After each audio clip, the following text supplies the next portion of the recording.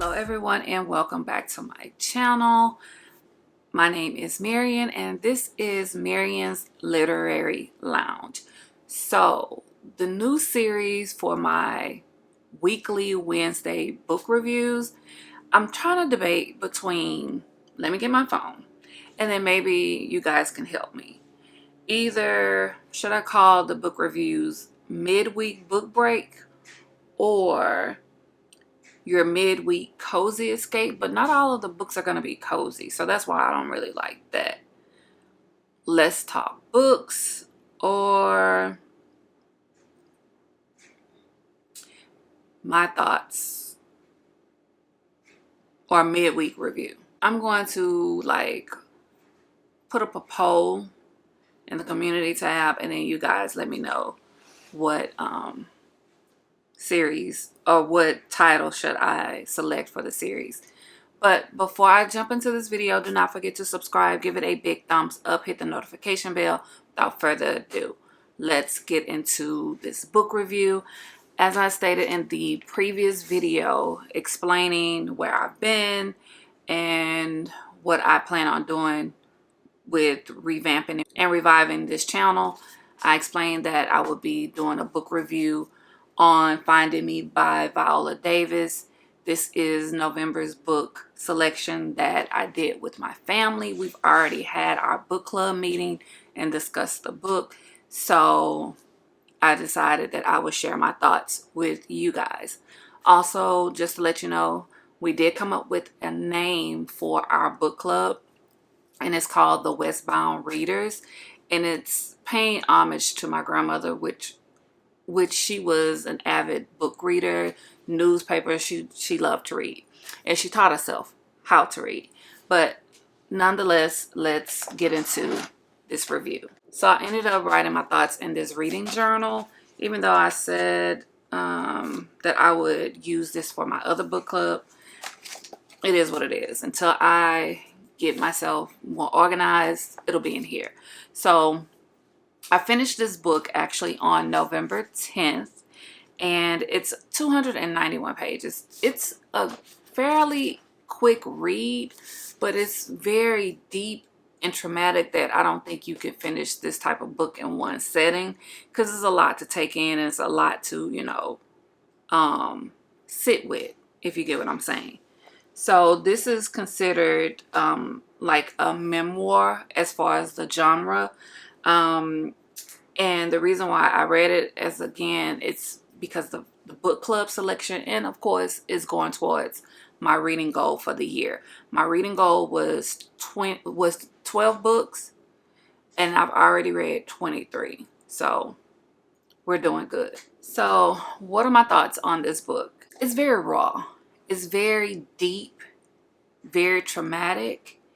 But I felt like it was very inspirational and impactful because it went very, very deep into her childhood, which kind of shaped the woman that she is today because of all of the trials and tribulations and the trauma and the abuse that she endured as a child, teenager, and even some things that occurred in adulthood. Another thing about this book, as far as my thoughts, some of the things that transpired, it's kind of hard to think or fathom that a lot of that stuff was acceptable back then, because you wouldn't be able to do the things that some of the people did, now. You would be locked up. You would definitely be locked up. From the physical abuse, the SA, to the emotional abuse, to the mental abuse that they all experienced, was like, I don't know how they survived. So I didn't break this down into chapters because I just want to just give an overview of it. So basically, she talks about her childhood, the things she experienced.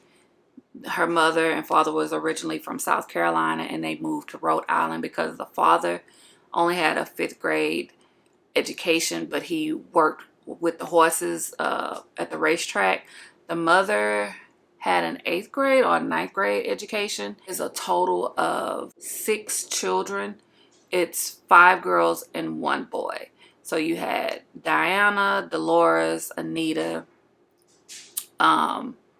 Viola, Danielle, and then the brother was John. I think John maybe was the oldest or maybe the second born, but Viola was the baby for a long period of time until she was about 11 or 12, and then the mom had Danielle, which is the baby sister. Throughout their childhood, or throughout her childhood, she experienced bullying. She also experienced physical abuse amongst her parents. Well, her father physically, mentally, and emotionally abusing her mother. It was a consistent thing. And you know, in today's time, people would normally like step up and say something. No.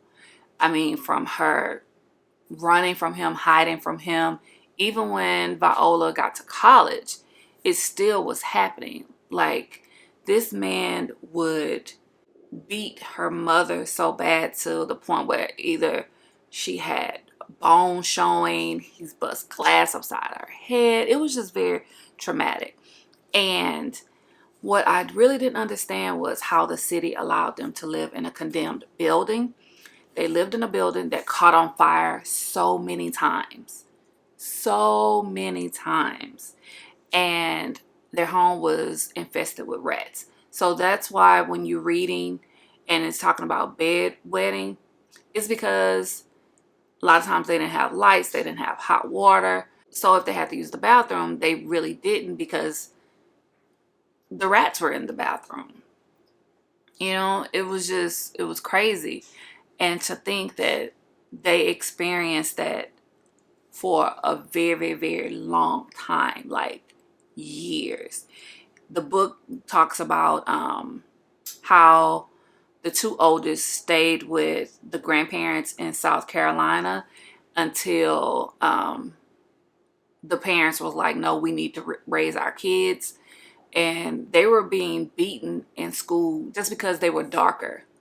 Colorism was real back then. I mean, colorism still exists, but it was very, very, very horrible and real back then. And I think that's the reason why the mom stopped going to school as well, is because the teachers were beating her because of how dark her skin tone was, which is crazy. As she became an adult, she did tell her mom that the brother had SA'd her and her sisters. Now, 2 of them were the full act, and then her and the other sister was just touching. Nothing ever happened to the brother. The brother was in and out. I think he probably was the oldest, because he used to babysit them while the father worked, and then the mom worked sometimes. So it just was a lot. I say it's inspirational because her career didn't pop off or take off until like her late 30s, early 40s. So that just lets you know that there's no time frame on reaching your goals. You're never too old to reach your goals or follow your dreams. She was accepted into Juilliard. She traveled. Another thing that I really, really loved is her finding her husband, finding someone who loved her, supported her, and she went to therapy. She went to therapy. Therapy was very important for her, in my opinion, because it also allowed her to deal with, you know, her childhood issues. And even as an adult, she still faced things as far as like how she looked, how she felt, her not knowing exactly what real love is, what being in a real serious relationship is. It was just a mixture of different things. So it says, my favorite part of the book, as I stated before, my favorite part of the book was her finding someone that truly loved and supported her. She didn't have the best example of what real love was in her life, especially her parents' relationship. That was crazy because the father did not change and started catering to the mother until he was older and there were grandkids involved, because two of her sisters became addicts and were living with the grandparents, and that's why she wanted to move them into better housing, but she couldn't because the grandkids were there and people were in and out, you know, stealing furniture, selling things, drugs were being done. It was just a lot going on, so she couldn't take her parents out of that environment. It doesn't really say. I think the mother was finally able to get out of that environment once the father passed away. Memorable moments that stood out to me are getting accepted into Juilliard, her accepting the role as Annalise Keating and How to Get Away with Murder, despite the naysayers. Men said that they couldn't see her playing a sexy role. They don't know how, they don't see her turning them on and this and that, but she played that role. She played that. She was in a lot of plays. She did a lot of plays. And that's how she made her money. Way before her taking off doing Suicide Squad. She talks about when she was on set at The Help, when she was on set filming The Help. Also about the experience with George Clooney, allowing her and her husband Julius to stay at his villa in Italy, I think. And just the experience of everything that both of them were able to, you know, do together, because they do have a production company together. The hard moments for me was the physical abuse that the mother endured by the father. That was just crazy. Also finding out that the brother was abusing the sisters. Another thing to add is how the teachers did not help them. How the teachers treated them because of their home situation. You would think as a female teacher, you would, if you realize that there is a hygiene problem, that you would, even the nurse, that you would teach them or help them out and giving them tips and stuff like that. One thing about the older sister, she made sure that they got their education and graduated. She instilled in Viola, we have to go to college. So she was teaching them things and making them study. She was like, we're not going to live like this. Like, do you want to continue to live like this? And that was their motivation, to go to school and graduate. By the time she went out to college and was traveling and doing certain things, the youngest sister did stray. She did get pregnant as a teenager, and she was having baby after baby. And that's why all the kids ended up, well, some of the kids ended up with the grandparents. And so it was just a lot of chaos. I also wrote that, like I said before, I'm glad that she went to therapy. There was no real support from the teachers. I couldn't understand, again, how the city allowed them to stay in condemned building. They stayed there for free because it was condemned. Like the mayor literally allowed them to live there for years. Takeaways from the book: it's never too late to accomplish your dreams. She never gave up while enduring so much. And that I definitely am thankful for the family that I have and how I was raised. I lived in the hood, but we never went without food, lights, hot water, gas. We may not have had central air and heat, but we were never cold.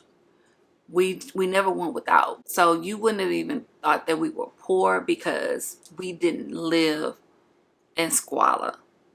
And of course, as a child, you don't ask to live in certain situations, but I'm just happy that she was able to overcome. I also want to hit on how the inappropriate touching from grown men to kids was like so acceptable. It was crazy, except when the mom attacked the store owner or the store owner's brother because he tried to touch, or he touched one of her kids, and she went to court and everything.